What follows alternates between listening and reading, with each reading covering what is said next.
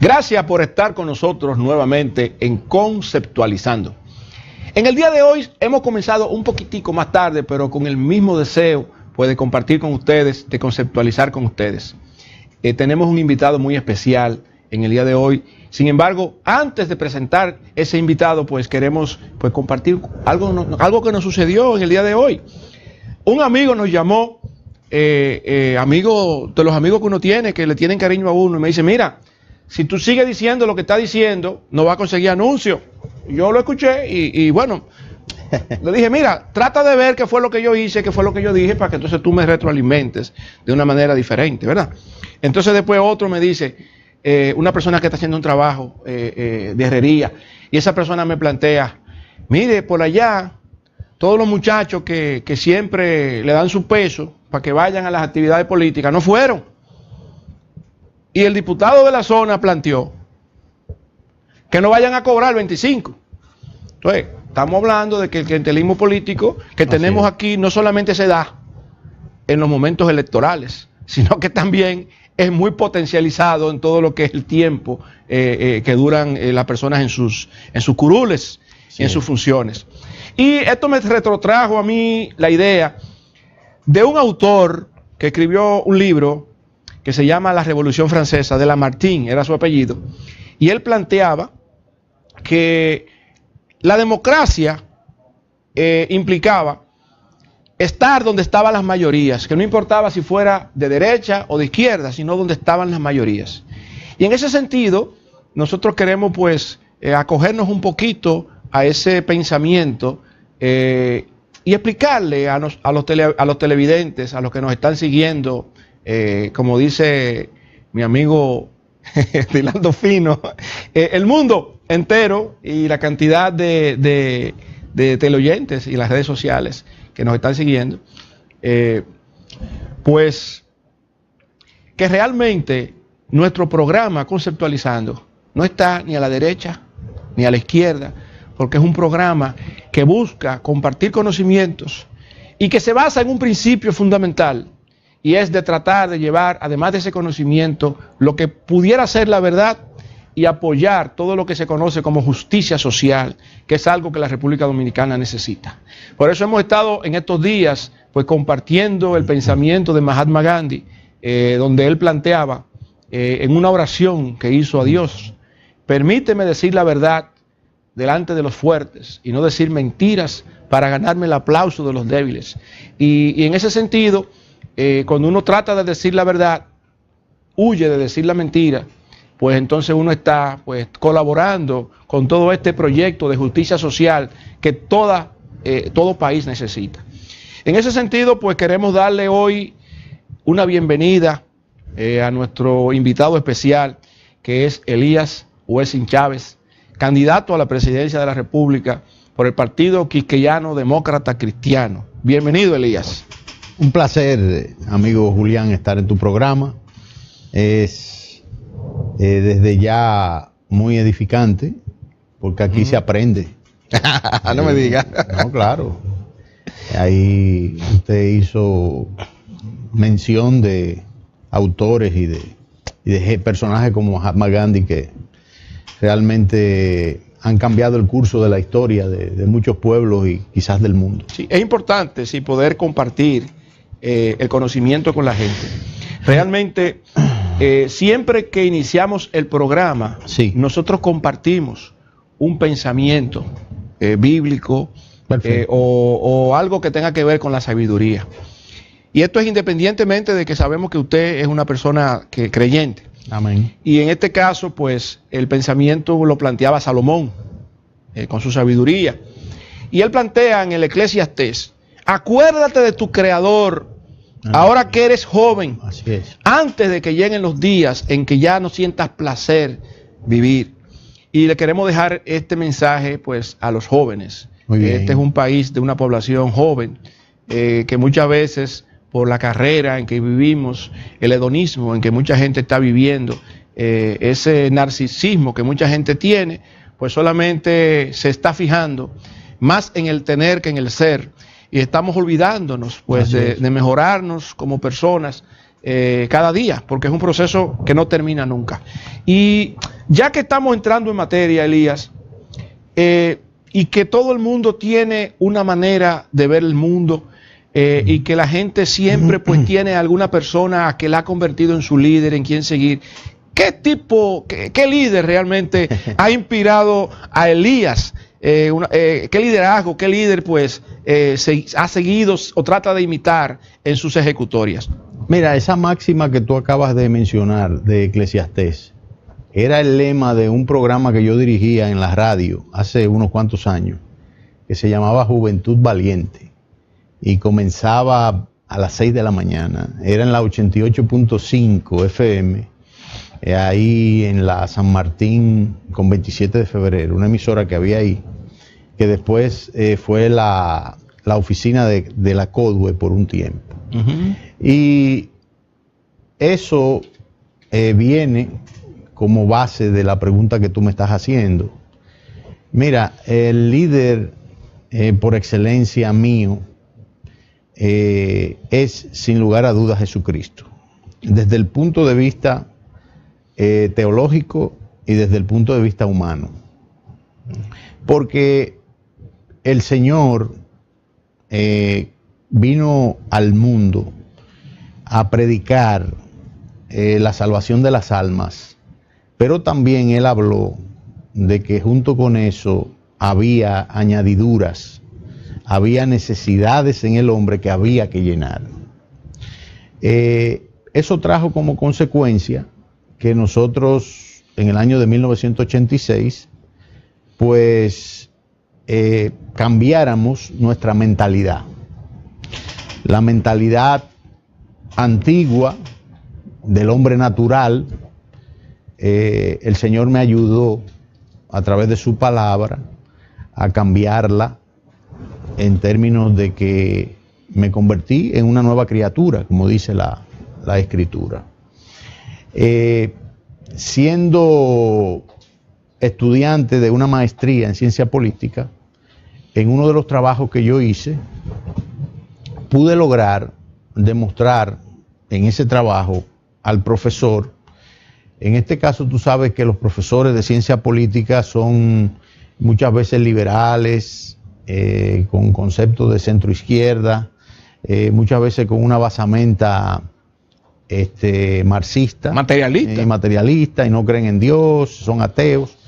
Y yo le pude demostrar a él históricamente que quien comenzó a lograr que en las comunidades se compartieran las riquezas fue precisamente el Señor, a través de los apóstoles en el libro de los Hechos, que es un libro histórico también, y allí se ponían todas las cosas en común. La comunidad. La comunidad. Y fue tan riguroso ese sistema que hasta se sancionó con la muerte a gente que violaron esa ley. Ananías y Zafira, sí. Usted conoce la historia. Sí, señor. En vez de poner en común los bienes materiales que tenían, se apoderaron de ellos. Un acto de corrupción. Y como a Dios no se les esconde nada, fueron descubiertos y fueron sancionados con una pena capital. De manera que así comenzó la iglesia. Pero sin ponerle la mano, porque fue algo que sencillamente el Espíritu Santo lo hizo. Sí, y fue tanta la culpa, el peso de culpa que ahí mismo. Entonces, indudablemente que mi líder es Jesucristo. Ahora bien, en términos ya de lo que es la política nacional, mi paradigma, la persona que yo vi desde que crecí y lo vi actuar en su entorno, con la gente, su bonomía, fue mi padre, el general Wessing, Elías Wessing y Wessing. Y quiero decirte que mi padre fue un líder militar que en un momento determinado, cuando hubo un desorden aquí, y que los militares hasta se quitaban las insignias estamos hablando ya de los periodos del 63 al 65, en que se vivió la lamentable revolución de 1965 aquí. El único campamento que se mantuvo firme al lado de ese líder, el general Wessing, fue San Isidro, fue el CEFA.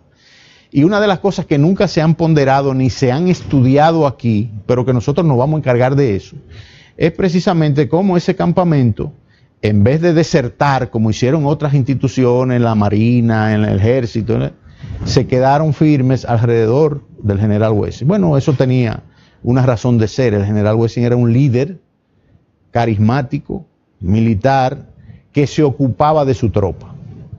Que primero era su tropa y después él. Entonces eso yo lo aprendí. Y eso lo estoy aplicando en mi partido. Por eso yo puedo decir que en mi partido hay una cohesión en términos de lo que es la institución en sí y también los líderes que estamos ahí. Aprendí de mi padre que para ser líder tú tienes que tener líderes al lado. Sí. No seguidores. Exactamente. Y no maltratar ni obstaculizarle el paso a nadie, sino que cada quien desarrolle sus cualidades. Entonces, en términos políticos, en términos de lo que es la autoridad, que la aprendí a ejercer, el carácter que debe de tener un político, mi paradigma aquí en la República Dominicana es el general Elías Wessing y Wessing. Bueno, muy interesante. Ahora vamos a ir comenzando a descender, ¿verdad? ¿Cómo no? De esta parte filosófica tan importante y entonces comenzar pues a pensar un poquito en los problemas nacionales. ¿Cómo no? Para nadie es un secreto que existió a partir de las elecciones pasadas pues un bloque que se llamó bloque opositor, que comenzó pues a emitir juicios, a quejarse del proceso electoral, y entonces pues incluso a luchar de manera conjunta, de manera que ese resultado de esas elecciones pues se pudieran revisar y ese tipo de cosas. Pero sin embargo, después de un tiempo nos percatamos que ese bloque opositor se quedó sin la participación del Partido Quisqueyano Demócrata Cristiano. ¿Qué pasó que ustedes se separan de ese bloque opositor? Mira, ciertamente comenzamos a reunirnos los partidos, sobre todo que llevamos candidaturas independientes, en el proceso pasado unos 6 partidos, que eso después se amplió a 12 partidos más, a 6 partidos más, y en total fuimos 12, a reclamar las reformas al régimen electoral y a reclamar la aprobación de una ley de partidos.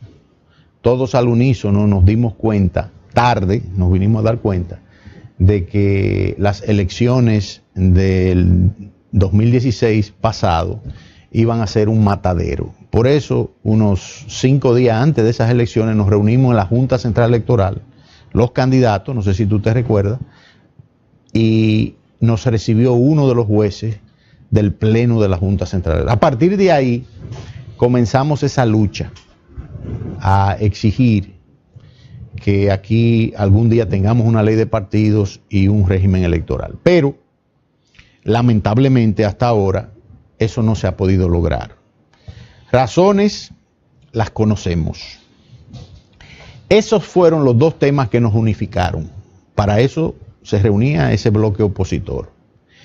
Al agotarse ese tema en la agenda, que ya está en el Congreso, y que, como vimos el día 27 de febrero, el presidente del Senado anunció que se va a conocer nuevamente ambos proyectos, es decir, que ya se va a anular la comisión bicameral y se va a volver a hacer otra comisión.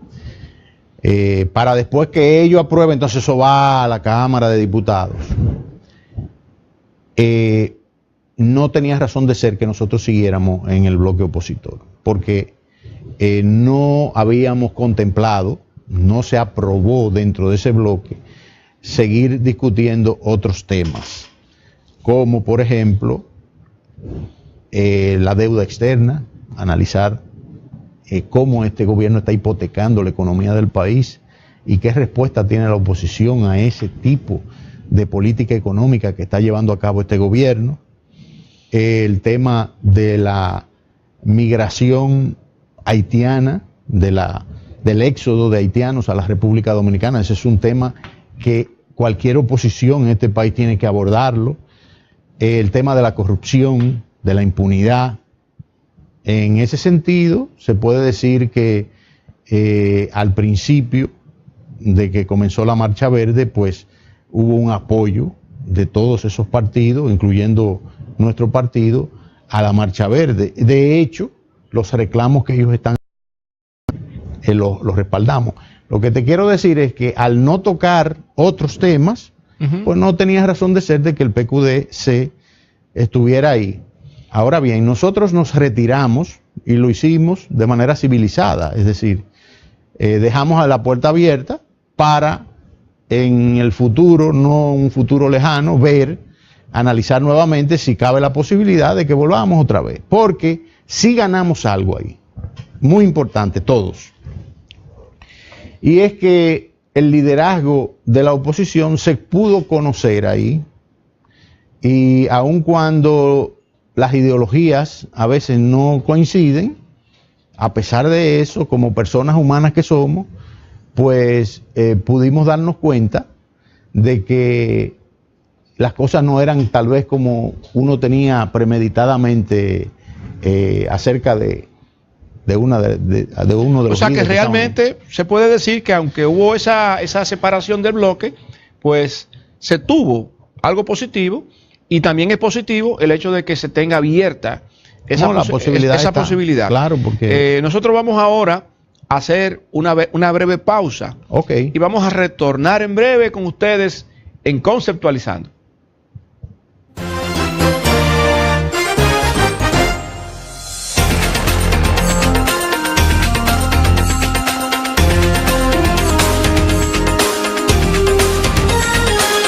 Que inició como una simple idea, pasó a ser un programa televisivo y ahora se convierte en un canal de televisión. Televisión a otro nivel. Tecnología 4K.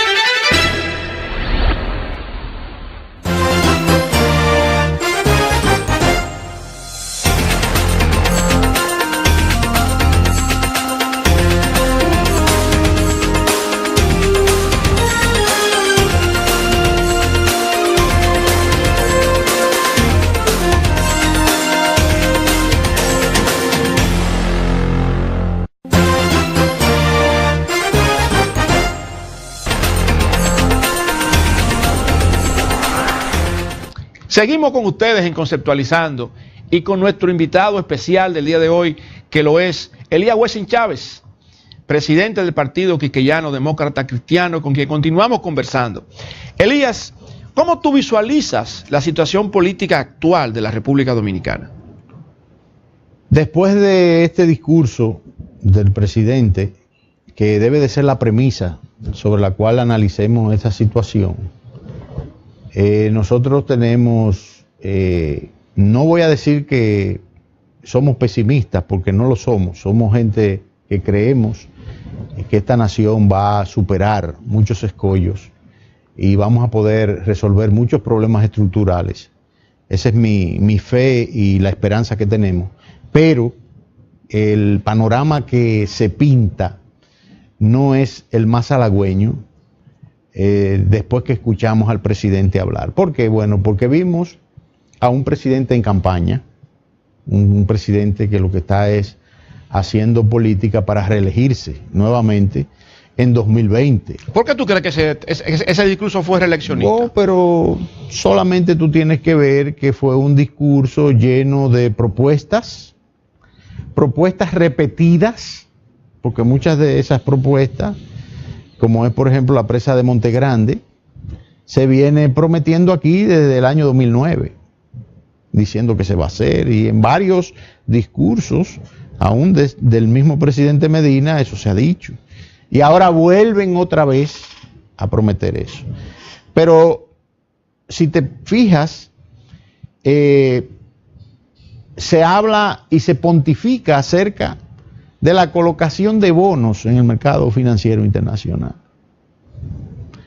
como si eso fuera una gran cosa para este país, cuando todos sabemos que usted lo que está endeudando más a la República Dominicana. Deuda que nuestros hijos y nietos Y cuidado. y cuidado, si nosotros mismos, que creo que sí, porque realmente hay todo un marco de acción que tiene que ver con gastos que no son prioritarios. Aquí hay problemas estructurales, y tú sabes lo que es un problema estructural. Aquí hay problemas de agua en muchísimos sectores de la capital y de la zona rural.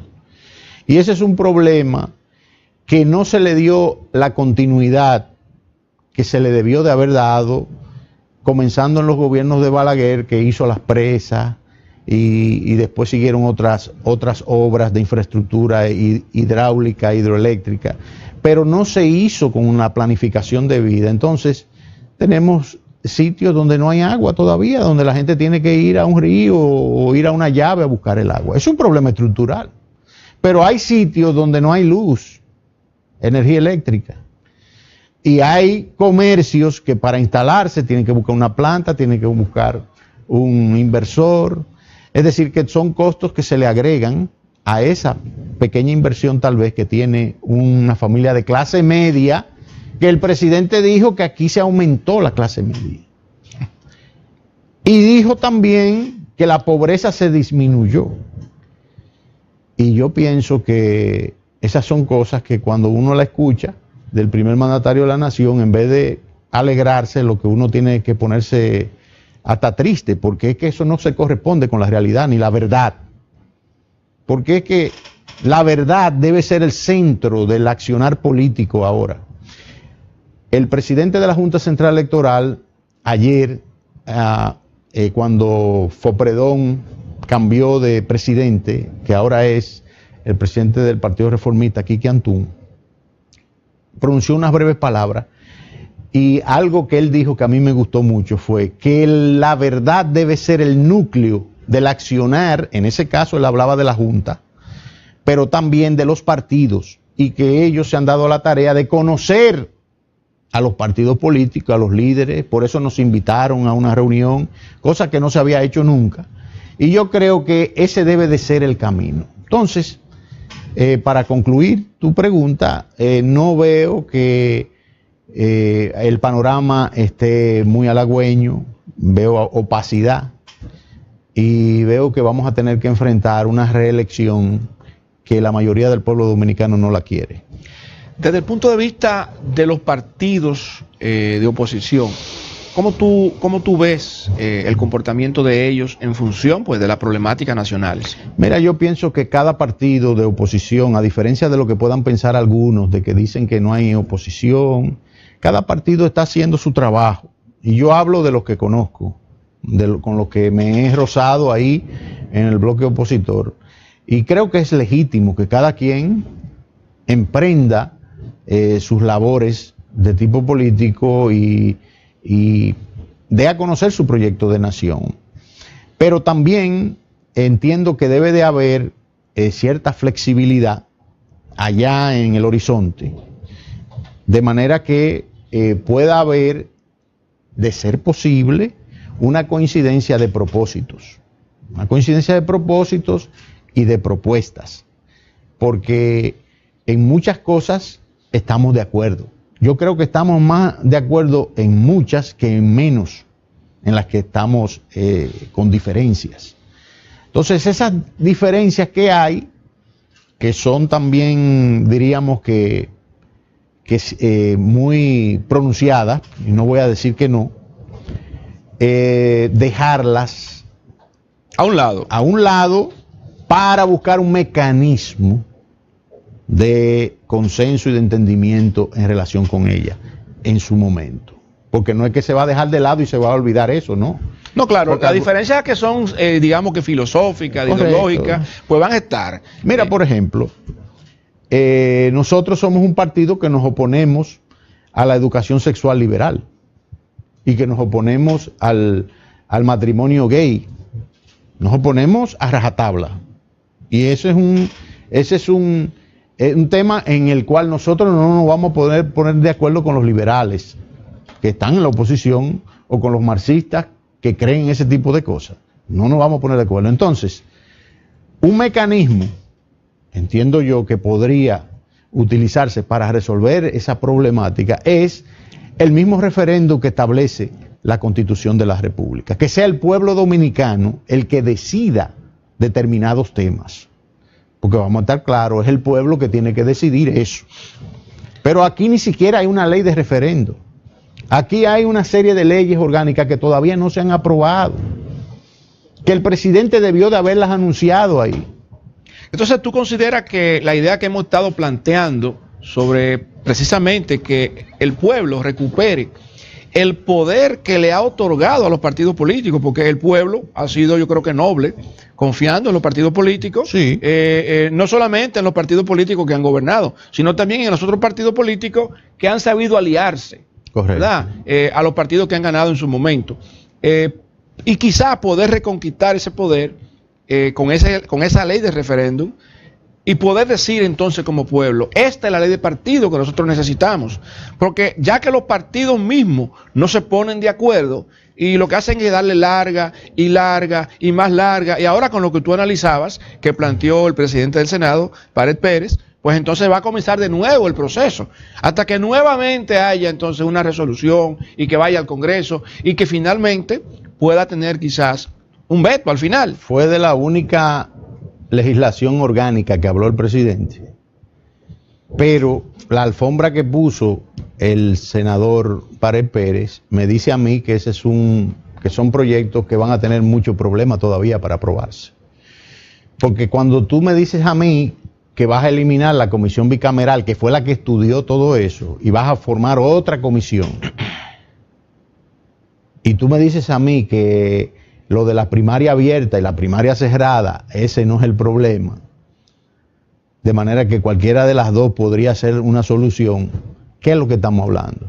Estamos hablando de que es una legislación que va a tener el mismo tranque siempre, porque al poder, a la gente que está en el poder, no le conviene transparentar el proceso electoral aquí. Y nosotros vamos a tener que presionar por todos los medios institucionales y democráticos que nos da la misma Constitución, que nos dan las leyes, para que eso se logre. Y por eso es que también nosotros nos sentimos esperanzados con la nueva Junta Central Electoral, con el Tribunal Superior Electoral, de que son instancias que deben de actuar con imparcialidad y reglamentar y aplicar la ley en un plano de igualdad para todos, como debe de ser. Si no se aprueba la ley electoral y la ley de partido, entonces la Junta Central Electoral debe de asumir cierta responsabilidad en el tema de la capacidad resolutoria que tiene. Eso es una cosa que está clara. Sí, y entonces, fíjate, el presidente de la República,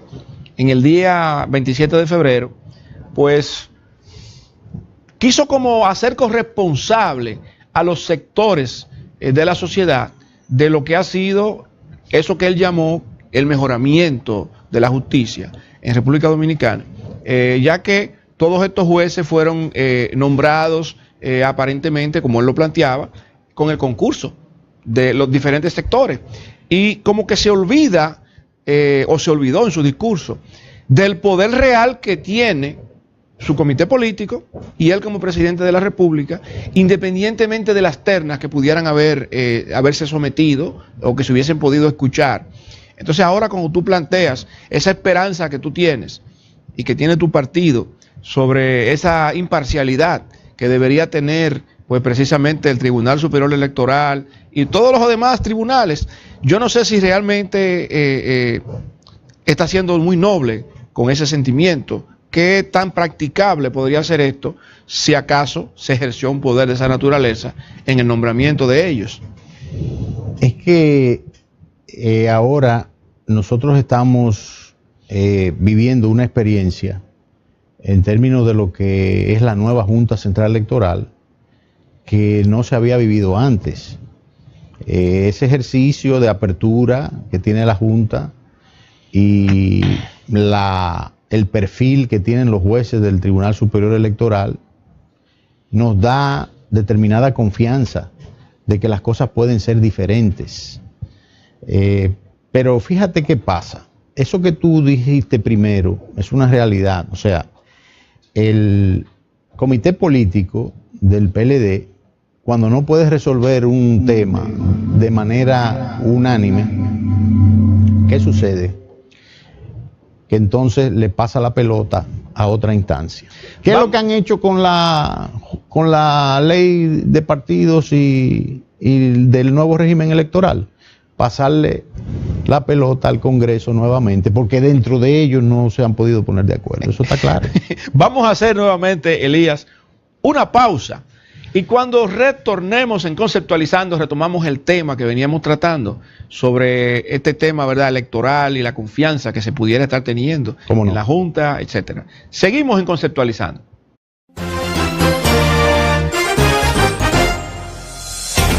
Es tiempo de la revolución comunicacional de Conexión Mundial, apoyada en la poderosa plataforma de redes Facebook Live, Twitter Live, Instagram Live, YouTube Live, sistemas de cables y satélite con alta calidad, fino y televisión a otro nivel de tecnología 4K.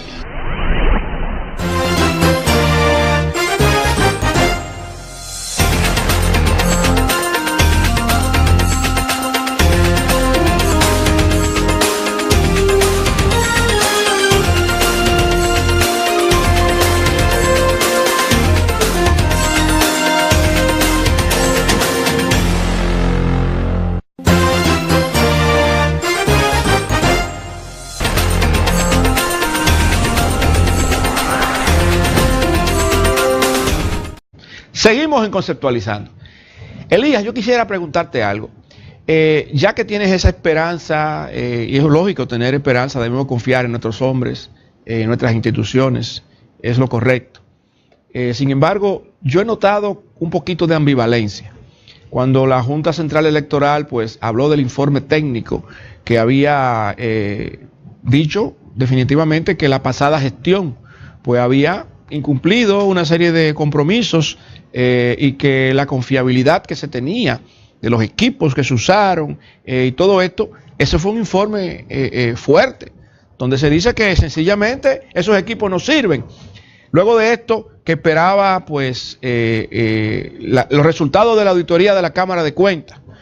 Luego de esto, que va a subcontratar pues otros peritos, involucrando incluso universidades del país para que también esos especialistas opinen. Entonces, ¿hasta qué punto se pudiera entonces correlacionar esa confianza que tú planteas, que se tiene por lo menos con la Junta, y con este tipo de ambivalencia? Yo siento como que hay ambivalencia. Mira, no había que hacer todo eso para darse cuenta que esos equipos no servían, porque precisamente ese fue uno de los aspectos que nos unificó como oposición para reclamar, comenzar a reclamar una transformación y más transparencia en los procesos electorales. De manera que el presidente de la Junta lo que hizo fue confirmar algo que se sabía, y la Cámara de Cuentas, entiendo que al final, porque el informe lo desconocemos, tendrá que decir finalmente qué fue lo que encontró ahí. Entonces yo pienso que la responsabilidad en el caso de la Junta Central Electoral quedó en cierta medida cubierta cuando el presidente hizo la denuncia. Porque es responsable. Sí, porque fíjate, es que aquí nosotros tenemos que entender que cada quien tiene que asumir su rol.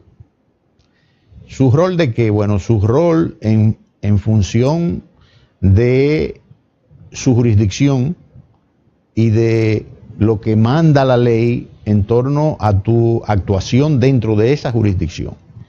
¿A qué yo me refiero? Bueno, el presidente asumió su responsabilidad, la Cámara de Cuentas debe asumir su responsabilidad y en su momento deberá decir qué fue lo que encontró ahí y ver cómo se puede superar esa deuda que se encontró en la Junta Central Electoral para bien del proceso que viene. Ustedes como partido político y quizás pensando como lo que fue el bloque opositor y con esa puerta abierta de que pudiera retomarse el diálogo, estaría pensando que se aceptaría el uso de nuevo de los escáneres y de los captahuellas. No, pero es imposible. Esos escáneres desde el principio nos dieron la talla. Mira, te voy a poner esto que parece hasta risible, pero eso sucedió. Nosotros teníamos en varias mesas electorales, en campos, sabíamos los votos que íbamos a sacar. Por ejemplo, en un campo de Yamasá, en una mesa de un colegio, valga la redundancia, de un colegio educativo, los colegios que allí estaban, nosotros sabíamos que teníamos 7 votos ahí.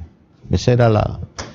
¿Y tú sabes cuántos votos sacamos nosotros ahí? 135 votos. Entonces tú me preguntarás... ¿Y qué pasó ahí? Bueno, que la máquina, en vez de pasar los votos a donde se programó que tenían que ir, porque eso lo hubo. O sea, la máquina se equivocó. Él se equivocó y nos la pasó a nosotros. Y el dirigente de nosotros fue donde mí y me dijo que él fue a la Junta porque entonces el PLD quería quitarle los votos. Y él fue y impugnó y él pudo reclamar los votos que le correspondieron al PQDC. Pero él me dijo a mí, y realmente, para que usted vea que esto fue un relajo, ahí nosotros teníamos 7 votos. Pero nos pusieron 135 votos y ya eso estaba en un acta. ¿Qué yo iba a hacer? Ir a defender mis votos. Entonces eso no solamente pasó con el PQDC, pasó con otros partidos, pero las equivocaciones a favor de nosotros fueron mínimas. Sí. ¿Me copia? Sí, o sea que prácticamente fue dirigido. Nosotros somos partidarios del voto electrónico, que no tiene nada que ver con el conteo electrónico. Nosotros creemos que aquí se puede instalar, todavía hay tiempo, y se lo planteamos al presidente de la Junta, que acogió con beneplácito, porque hablaron de un plan piloto al respecto, porque eso se ha aplicado en otros países donde hay millones de votantes, y a las 3, 4, 5 horas se sabe el resultado, no solamente del presidente, sino de los demás candidatos, porque tú vas ahora con la gente que sabe manejar esto y se le enseña, y una pantalla touch, y tú le das al candidato de tu preferencia. Si es el presidente, te le da al presidente. Si es el diputado, le da al diputado. Si es el senador, le da al senador. Si es el regidor, le da al regidor. Y eso va a un servidor central y eso produce un reporte. Un boletín que se debe de quedar ahí. En la mesa, en una urna, y los delegados con su copia. Entonces, ¿por qué no se puede hacer eso? ¿Qué estaríamos evitando con eso? Estaríamos evitando la compra del voto, porque tú no puedes ir con un celular a tirarle la foto al tema. Para demostrar que votaste. Exactamente. Y que te den tu picapollo. Exactamente, o sea, estaríamos contrarrestando eso. Pero a eso hay que agregarle de lo que nosotros somos partidarios, el voto obligatorio. Y tú me dirás, bueno, la Constitución de la República establece claramente el derecho a elegir y ser elegido. Es un derecho, pero hay que ver en qué sentido es un derecho funcional y un derecho, vamos a decirlo así, efectivo. Porque si tú no votas, tú entonces como ciudadano no tienes derecho a exigir, digo, moralmente hablando, éticamente hablando. Ahora, en países desarrollados, por ejemplo, Estados Unidos, no son mucha la gente que votan en términos porcentuales, en cuanto al total de la población. Correcto, pero son gente muy informada y muy consciente del voto que dan también. Porque, por ejemplo, yo te puedo decir que en Estados Unidos, en las iglesias, que era un tabú antes, se habla claramente de por quién tú debes de votar. Pero no porque fulano es el más buen mozo o que fulano es el más feo. No. Es por la propuesta que tiene. Este señor dice que va a hacer esto y esto. Y este dice esto. y este dice todo lo contrario a lo que nosotros creemos, ¿por quién usted va a votar? Ah, no, yo voy a votar por el que dice. Eso es así. Y sí, con el tema que tú analizabas hace un momento, de lo que será un cuello de botella, por lo que analizaste, Ajá. con el tema de la ley electoral, Sí. y de tener que volver y comenzar el proceso, sin saber en el camino con cuántos tropiezos más se pudiera encontrar, esta posibilidad de lo que sería pues un proceso de voto electrónico, no debería ser posterior a esto. Es lo ideal, Julián, es lo ideal que tengamos el marco legislativo y por eso vamos a luchar y vamos a presionar, pero hasta ahora la voluntad que vemos de parte de las autoridades que quieren perpetuarse en el poder es totalmente contraria. O sea que en este sentido la Junta Central Electoral tendría que tener un plan B, que no pueden ser los escáneres, y si no tiene la posibilidad ni el tiempo para adquirir un nuevo software y tener una nueva plataforma, e incluso todo este proceso educativo que habría que tener no solamente con el votante, sino también con los miembros de mesas electorales y todo esto, con los técnicos, para que la gente sepa cómo votar. No sé si estaríamos todavía en el tiempo y si no se estaría quizá cometiendo el mismo error que se cometió en las elecciones pasadas, de una manera apresurada, arrancar con un proyecto que al final no resultó y entonces hacer lo mismo y que entonces después tengamos ese mismo bloque opositor diciendo que no confía en los resultados. No, porque estamos hablando, lo primero es que estamos hablando de equipos que no son los mismos, equipos que de adquirirse es para el voto electrónico. Sí, sí, claro. Y se haría en una licitación pública, abierta, donde los partidos tienen que tener delegados y ver de qué estamos hablando.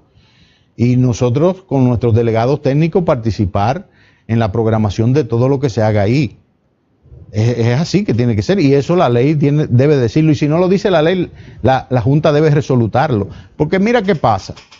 Aquí se habla mucho de los partidos minoritarios, y que los partidos minoritarios muchas veces lo que son es bisagra, un aspecto que en lo que se refiere al PQDC ya nosotros no nos pueden acusar de eso, porque nosotros no fuimos solos en el proceso pasado, claro, claro. Nosotros rompimos las naves, como dicen, las quemamos, tenemos una diputada nacional, 7 regidores, 2 síndicos, en fin, no voy a tener que explicar eso, pero lo que quiero decir es que en la Junta, y hablo de la Junta pasada, cada partido debe de tener en el centro de cómputo un delegado técnico. Pues nosotros a los partidos no le permitían tener delegado técnico, solamente al del Partido de la Liberación y si acaso al Partido Reformista y al PRM, pero ellos mismos protestaron porque también le escondían las sesiones que se hacían, ese tipo de cosas. Eso tiene que estar abierto para los delegados de los partidos, de todos los que estamos reconocidos, porque estamos en un plano de igualdad. Nosotros tenemos gente especializada en programación de computadoras y gente que sabe de eso. Nosotros queremos que ellos estén ahí, vean de qué estamos hablando. Y hay que cuidar los programas fuentes, porque ahí es donde se pueden crear situaciones de automatización para el error. Perfecto. Y la gente técnica sabe de eso. Y hay mucha gente que sabe de eso, pero eso tiene que airearse y tiene que dejarse que haya una apertura clara en ese sentido, y la Junta tiene que tomar cartas en el asunto. Muy bien. Entonces, retomando un poquito un tema que tocaste, Ajá. ¿Qué le faltó al discurso del presidente Danilo Medina en el día de ayer? Porque yo percibí que fue más gestión de lo que se hizo, suponiendo de que sea cierto todo lo que él dijo, vamos a pensar que un porcentaje o el 100%, pero ¿qué le faltó a ese discurso? Mira, para los fines de él no le faltó nada. No, para los fines del pueblo. No, para los fines del pueblo faltó todo.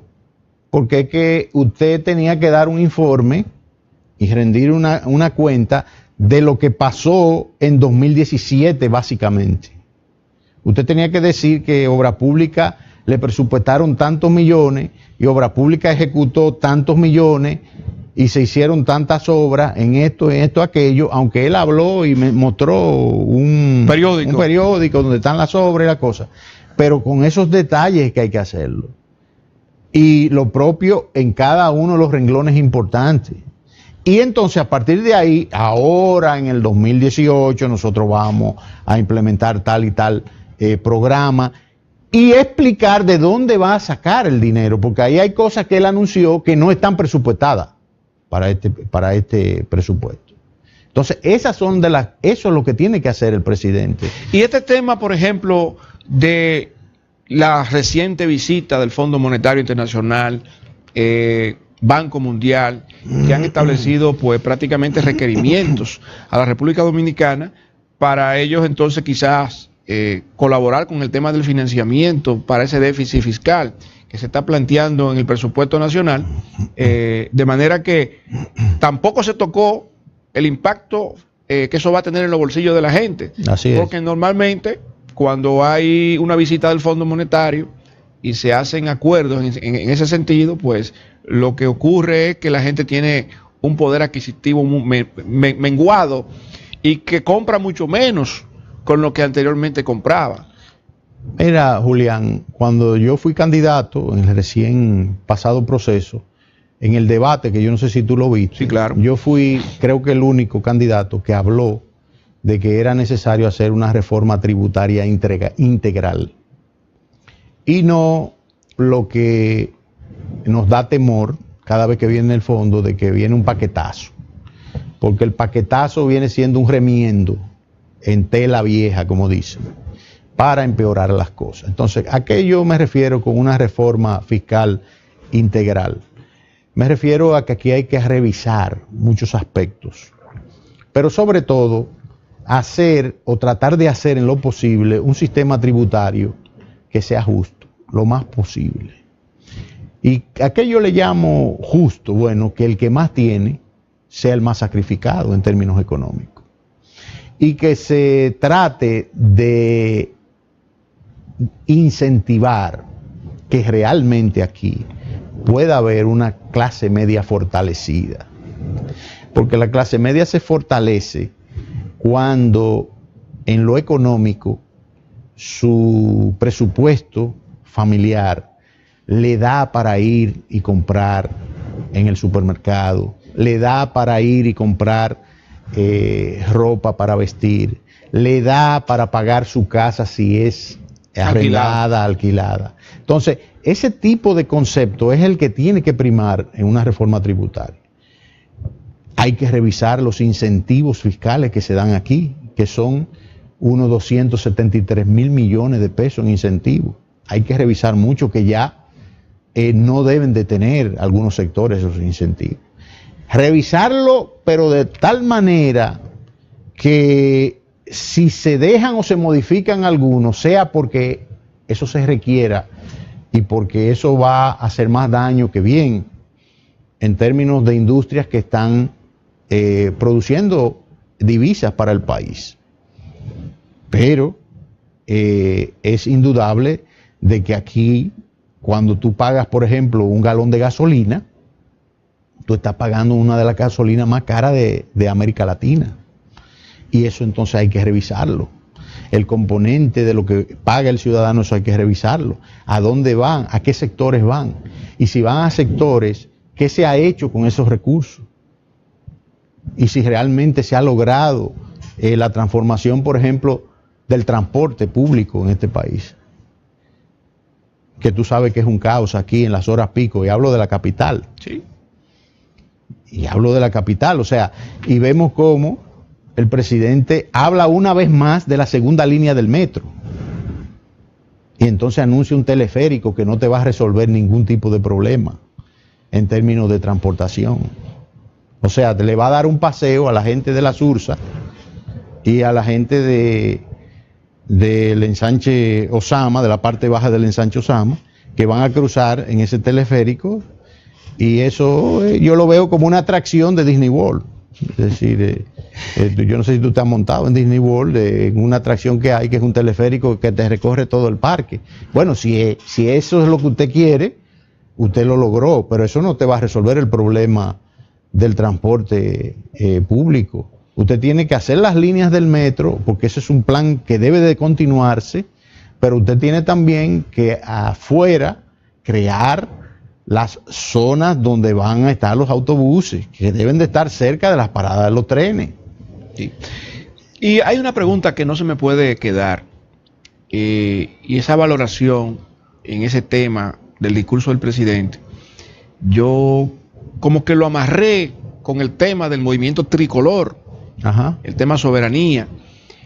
Todo este análisis que se plantea y lo que Danilo Medina dice que va a hacer con el tema de Haití, con el tema haitiano y el tema de la frontera y el tema de proteger la soberanía, cómo esto realmente pudiera estar quizás menguando, ¿verdad? Esa posible ascensión del movimiento tricolor, que yo entiendo que hay varios partidos políticos que están pues participando. Sin embargo, esta pregunta la vamos a ver luego de la siguiente pausa, cuando seguiremos con ustedes conceptualizando.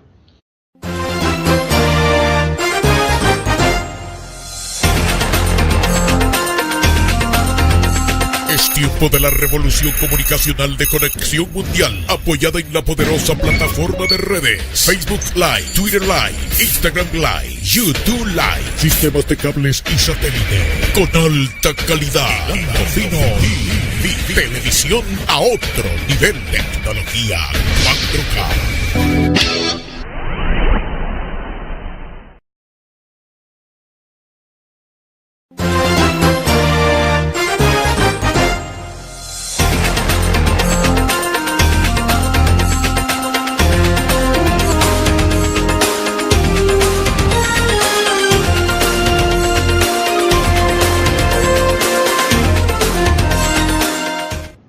Seguimos con ustedes conceptualizando. Nuestro invitado especial del día de hoy, Elías Huesin Chávez, presidente del Partido Quisqueyano Demócrata Cristiano. Y en el segmento anterior, pues estábamos terminando pues con una pregunta que la retomamos. El movimiento tricolor, el tema de la haitianización en la República Dominicana, el discurso del presidente Danilo Medina y lo que él dice que va a hacer, ¿verdad? Para pues frenar el éxodo masivo de haitianos hacia la República Dominicana. Sin embargo, yo creo que él no mencionó qué íbamos a hacer con los 3 millones que ya tenemos aquí. ¿Qué tú piensas de ese discurso y del movimiento tricolor? Mira, yo dije recientemente que eso fue un paño con pasta en términos de lo que se quiere o debe hacer en la frontera. Hablar de la tecnología es importante, pero ese es un complemento. Entiendo que el problema es complejo y requiere de acciones concretas. Nosotros particularmente creemos en que hay que construir un muro multiutilitario. Cuando hablo de un muro multiutilitario, lo que estoy diciendo es que no toda la franja fronteriza de Pedernales a Dajabón va a tener un muro físico, aunque sí debe ser físico.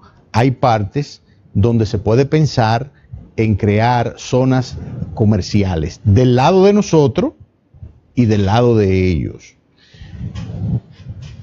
porque eso se da en otras latitudes, y siempre pongo el ejemplo de Israel con la franja de Gaza.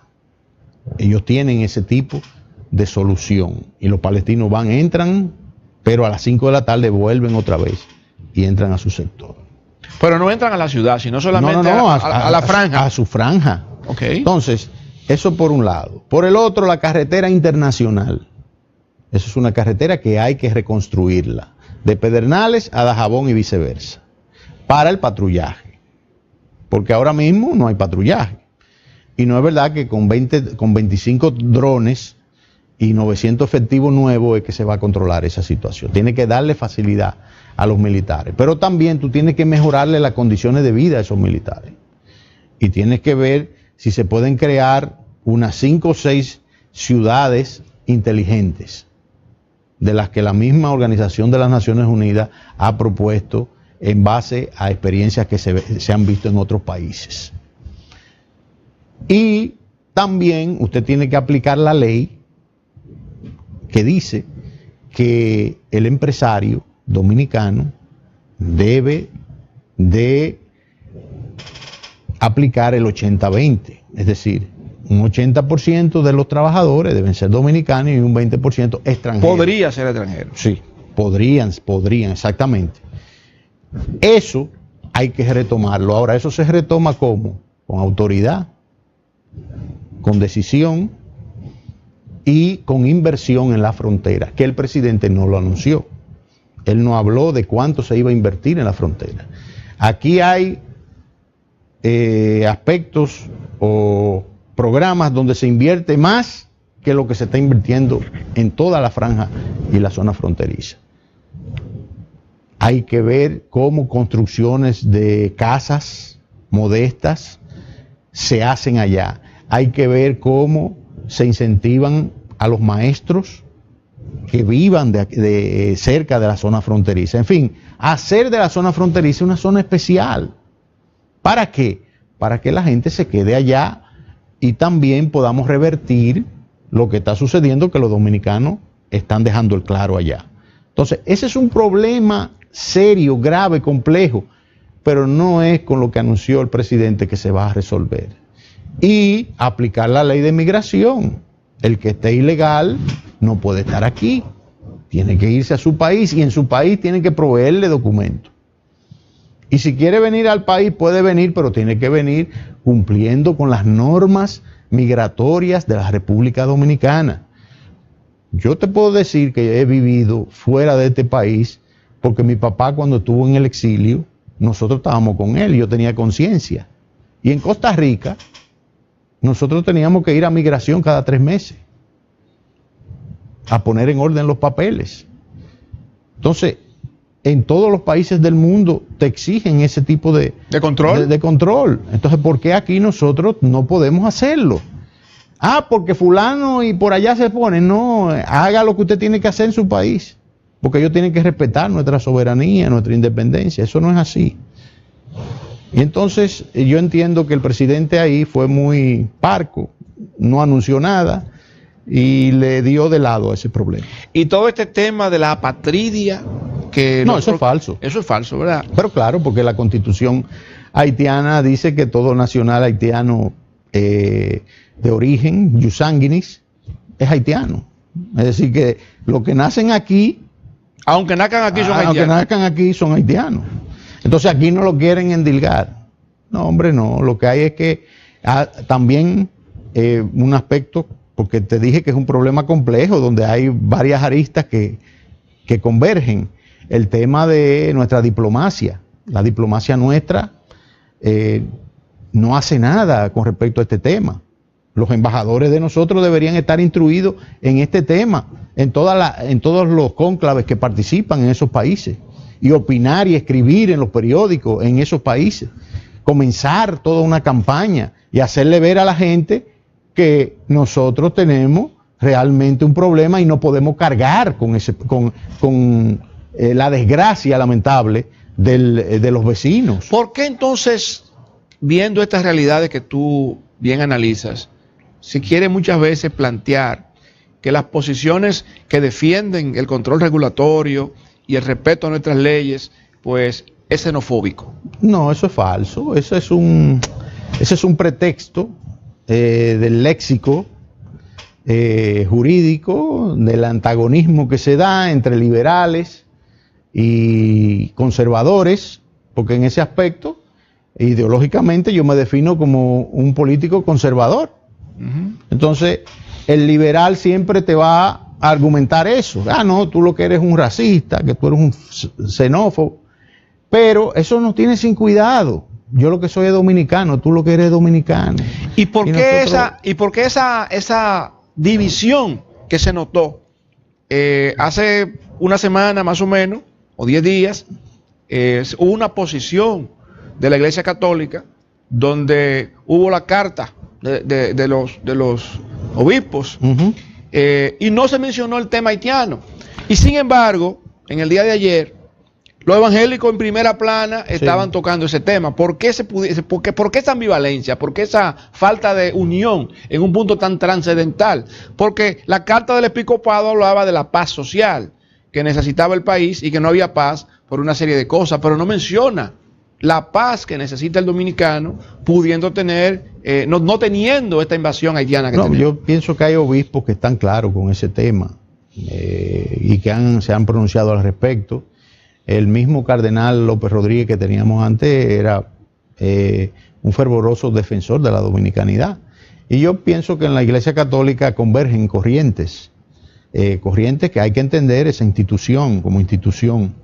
Los jesuitas, por ejemplo, siempre han trabajado de una manera, diríamos que coincidiendo con políticas liberales, coincidiendo con la teología de la liberación, que a nuestro modo de ver es una contradicción, porque marxismo y cristianismo no son compatibles, pero eso es otro tema. Lo que yo quiero decir es que en la Iglesia Católica, los miembros de esa iglesia, en su mayoría, si aquí se hace un referéndum, y a eso vamos, sí. Van a estar de acuerdo en que este país fue fundado en el 1844, el 27 de febrero, por Juan Pablo Duarte, por Matías Ramón Mella, Francisco Rosario Sánchez, los trinitarios, y que esta es nuestra patria y que la vamos a defender, y que aquí no puede venir nadie a decirnos qué es lo que nosotros tenemos que hacer en materia de identidad y de dominicanidad. ¿Y a qué se debería entonces que las posiciones que ha mantenido el presidente Danilo Medina han sido tan ambivalentes? Yo recuerdo hace varios años en un discurso parecido al de ahora, pues el país pues prácticamente lo aplaudió cuando estuvo en La Habana, y de repente al regresar al país pues todo esto se trastocó, se modificó, y hasta la fecha no se ha visto una posición sólida, firme, enérgica, que demuestre que realmente estamos defendiendo nuestra soberanía. Mira, es bueno siempre indagar el perfil ideológico de cada quien. Yo no creo que tu cosmovisión cambia de repente. Tú tienes una cosmovisión desde que te vas formando. Y no podemos olvidar que el presidente Danilo Medina, en su juventud, fue un cuadro de la izquierda radical en la República Dominicana. Fue miembro del Pacoredo. Estamos hablando de un partido marxista-leninista, o sea, de un partido que su filosofía es la de Marx, que decía obreros del mundo unidos, no decía naciones del mundo. Y lo podemos ver en la misma experiencia de lo que fue la Unión Soviética. ¿Qué era la Unión Soviética? La Unión Soviética era la unión de muchas nacionalidades, pero que no podían expresarse como naciones, sino que eran obreros del mundo. Obreros del mundo, eran los soviets, que eran las asambleas que se hacían, y cuando cae el muro de Berlín, cuando cae el sistema comunista en la Unión Soviética, entonces esas naciones vuelven y surgen. Porque es que lo que es natural, tú no lo puedes opacar, ni lo puedes aplastar. Es que tú, lo primero es que tú naces en un entorno, tú naces en una familia, tú naces en una comunidad. Y esa es tu identidad y tú vas creciendo con eso. Y tú no me puedes decir, no, las fronteras no existen, ya el mundo es global. Entonces yo voy a dejar de ser dominicano. El nicaragüense va a dejar de ser nicaragüense. Es un disparate. Yo lo veo así, respeto cualquier tipo de opinión, pero para contestar ya tu pregunta, tú dices que el presidente ha sido ambivalente. Es por eso, es porque no creen realmente en cuanto a su formación, no creen en que hay una identidad que hay que defender en la República ¿Y cómo Dominicana? se justifica o se pudiera entender el mensaje final del presidente de la República? Porque parecía más un pastor evangélico. Él estaba llamando al amor al prójimo, estaba llamando prácticamente al perdón, porque podemos incluso perdonar a aquellas personas que nos han hecho daño, e incluso a la fe, pensar más bien en el futuro. Eso estaría, A mí me gustaría eso sería como borrón y cuenta nueva. No, a mí me gustaría que esa pregunta algún día tú se la pudieras hacer a Leonel Fernández. ¿Y eso por qué? Explícame eso. Bueno, porque tú sabes muy bien que el señor, cuando se refería a ciertos funcionarios, decía, haced como ellos dicen, pero no hagáis como ellos hacen, porque dicen y no hacen. Esos eran los fariseos. Sí, entonces en la política existe ese tipo de perfil. Muchas veces vemos a los políticos predicando una cosa, pero por debajo queman como la candela.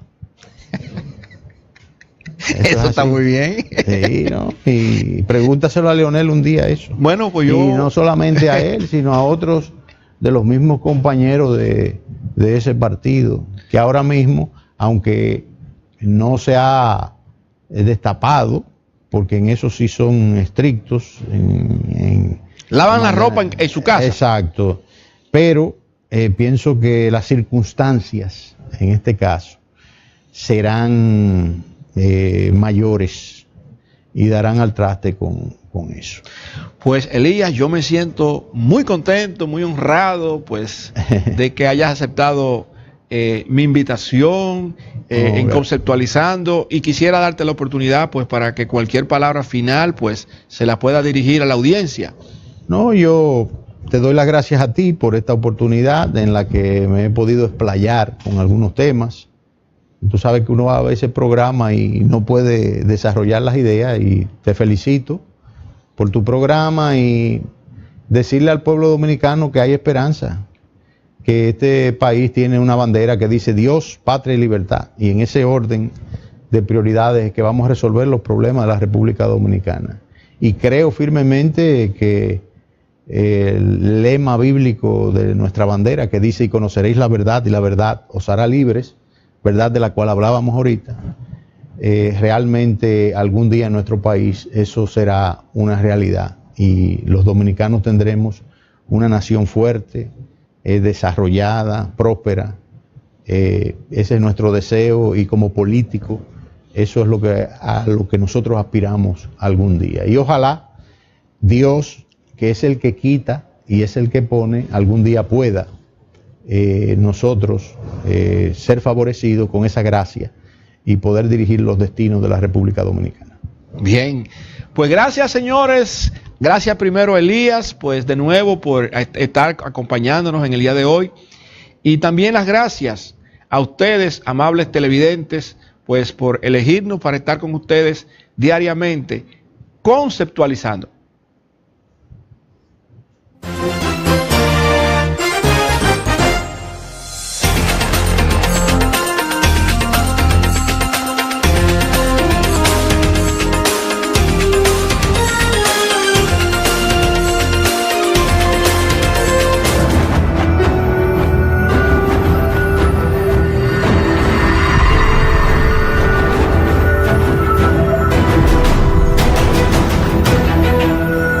Hilando Fino TV, televisión a otro nivel.